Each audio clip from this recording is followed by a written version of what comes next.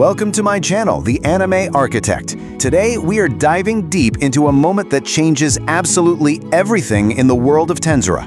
We're cracking open Light Novel Volume 12, Chapter 1, Part 1, where a single, high-stakes meeting is about to uncover a future so dark it could just erase everything they fought for. So the good vibes from the recent music exchange? Yeah, those are long gone. An emergency council has been called, and it's bringing some of the heaviest hitters in the world to one table. Why? Because they're about to hear a story from a time traveler that's going to completely flip their understanding of the enemy and reveal a future that is teetering on the edge of total destruction. Now you might be wondering where this is all going down.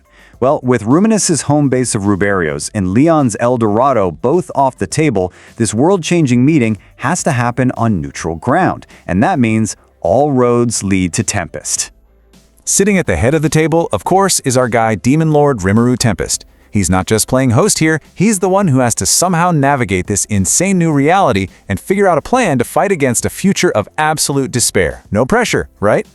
Right there with him is Demon Lord Ruminus Valentine, the Queen of Nightmares herself. You know, with her deep connections to the Holy Empire and her bond with Hinata, her input isn't just important, it's going to be absolutely crucial for what's coming. And rounding out this trio of Demon Lords is Leon Cromwell. Now, Leon has this incredibly complicated, centuries-long history with Chloe, the very person this whole crisis is about. So for him, this isn't just politics. This is deeply, deeply personal. We also have, well, an uninvited guest. Veldora, the Storm Dragon, pretty much forced his way in. Rimuru tried everything to get him to just stay in his room and read manga, but Veldora was not having it. You can practically feel Rimuru's migraine setting in already. And of course, we've got Hinata Sakaguchi, the captain of the Holy Knight Order. Since she was a major player in the tragic events of this other timeline, her being here is absolutely essential. But really, the person at the dead center of all this is Chloe Aubert. I know, she looks like a kid, but inside is the spirit of a hero who has literally leapt through time. The entire fate of their world is now hanging on what she's about to say. Okay, this is it. This is the heart of the matter. The room goes completely silent. You could hear a pin drop, and every single eye is on Chloe. It's time for her to finally reveal the awful truth of her journey through time.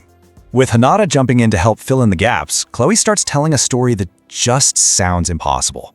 A story of looping through time over and over again, of a future just completely destroyed by war and death, and of her fighting for centuries to find just one path, one single timeline where they all make it out alive.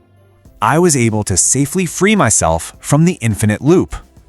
And just like that, her story is over. The room is hit with this heavy, stunned silence. The idea that she finally broke free from that endless nightmare, it's almost too much for anyone to process. So who breaks this incredibly tense, dramatic silence? Veldora, of course. He has zero ability to read the room and decides this is the perfect moment to start a fight with Hinata about, her sealing him away ages ago. And what's wild is Hinata, who is usually so cool and collected, actually starts arguing back. It takes Rimuru and Ruminus literally screaming at them to get things back on track. Okay, so with that little interruption finally over, the council gets back to the grim reality of what Chloe just told them. Back to the horrifying details of the future she barely escaped. Rimuru, ever the strategist, cuts right to the chase. In that timeline, he was killed, assassinated, and his first thought is the Eastern Empire. But that raises a terrifying question. Who over there is possibly strong enough to kill a true demon lord? And what Chloe says next just sends a chill through the entire room. The same person who killed Rimuru also killed Hinata. And she says it wasn't even a fight. It was just a flash of light, a move so fast that even her, a hero, couldn't even track it. Just the idea that someone that powerful exists is a game changer. And they learn that Rimuru's death set off a chain reaction of disaster. His best friend, Veldora the Storm Dragon, was so overcome with grief and rage that he just lost it. He went on a rampage that threatened to literally tear the world apart. And in a moment that is just 100% pure Veldora, what does he do? He smugly denies it. He puffs out his chest and says that a gentleman like him would never lose control like that. You just gotta love the confidence. I mean, just look at Leon's face. It says everything, doesn't it? He, and basically everyone else in that room, is giving Veldora the most unimpressed, "Are you kidding me right now?" look I have ever seen. Seriously, even Rimuru's most loyal followers, like Diablo here, are not buying it for a second. They know exactly who Veldora is. The unspoken agreement in the room is so loud you can feel it. Oh yes, you absolutely would. And that's really the problem, isn't it? Veldora has a very, very long history of just rampaging whenever he feels like it. So his denial is just hilarious to everyone. For them, him losing control isn't just some possibility, it's practically a guarantee if Rimuru's gone. So, all of this brings us to the final, terrifying takeaway from this whole meeting. When you put all the pieces of Chloe's story together, this grim new picture of their real enemy starts to take shape. And here's the bottom line. The Eastern Empire is so much stronger than they ever could have imagined. We're talking about an assassin who can kill Hinata in the blink of an eye. People strong enough to take out a demon lord, and an army that can actually go toe-to-toe with rampaging Veldora. They aren't just gearing up for a war, they're staring down a potential apocalypse.